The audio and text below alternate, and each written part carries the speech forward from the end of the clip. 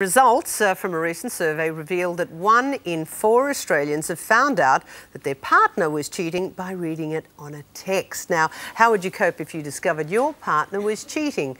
Could your relationship survive? With advice on how to recover, relationships expert, psychologist John Aiken. Good morning, John. Good to be here, Kerri-Anne. 1 in 4 found out. We do know the famous story about, or infamous story about Shane Warne. He got found out by text. Are people having more affairs or just getting caught out more? Well, I think with technology, it's much easier to get caught out. I mean, I know in private practice I'll see a lot of couples where an affair has happened and it's been the text messages or the cell phone calls or, of course, the internet, going into folders and finding very secretive and suspicious emails. So it's very easy now to get caught out. So they are getting caught out because 1 in 4, that's you know, a fairly hefty statistic. Yeah, and I think what it means is that people are dealing with this issue of trying to recover from an affair.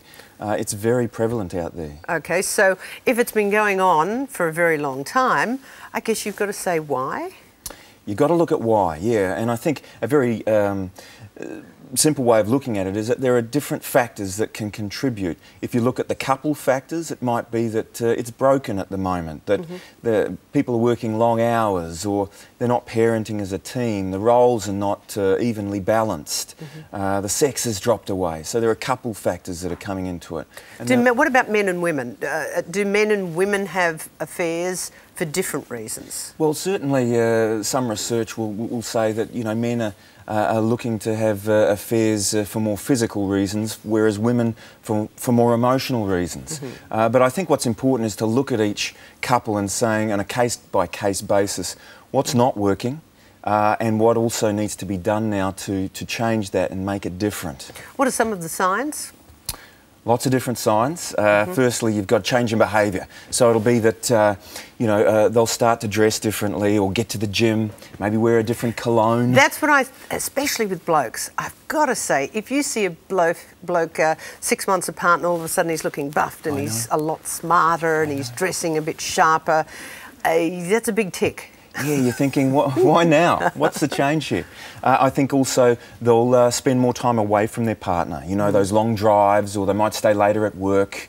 Then you've also got situations like being a bit more evasive. You'll ask them where they've been and they'll come up with vague answers to their whereabouts.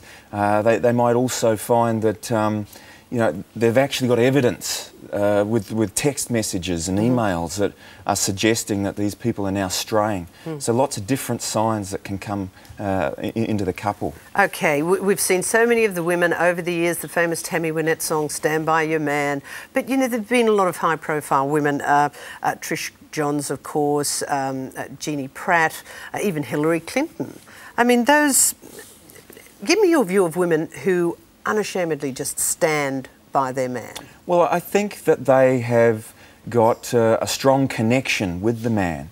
And it could be based on a number of things. It might be that there are kids involved and they don't want to break up the family unit. It could be that there's strong feelings still there, or that security and finance is a part of the package.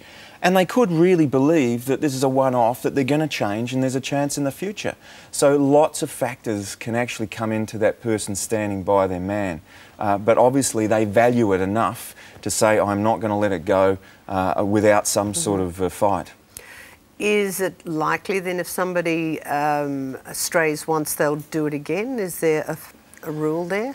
Well, you know, best predictor of future behaviour is past behaviour. So when someone strays... Oh, from a psychologist, that's a worry.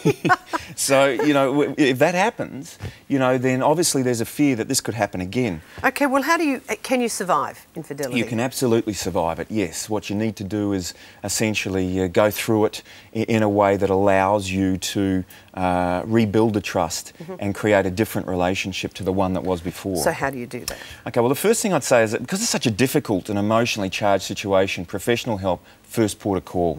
Because, you know, trying to sort that out yourself is difficult enough generally, but with affairs, professional help first up.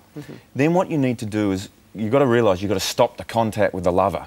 you're not going to be able to repair with what's going on with your partner if you're still seeing your other... Assuming it's an ongoing, not a one-off. Correct, yeah. So the mistress or the other partner you have to completely cut contact.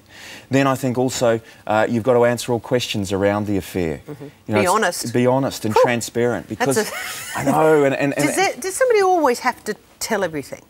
Well, ultimately, if you've been wounded and betrayed, what you're going to find is that you're going to need answers to questions, and if they're dodging those questions, you're not going to build trust. It's future trust. Yeah. Yeah. Okay, then.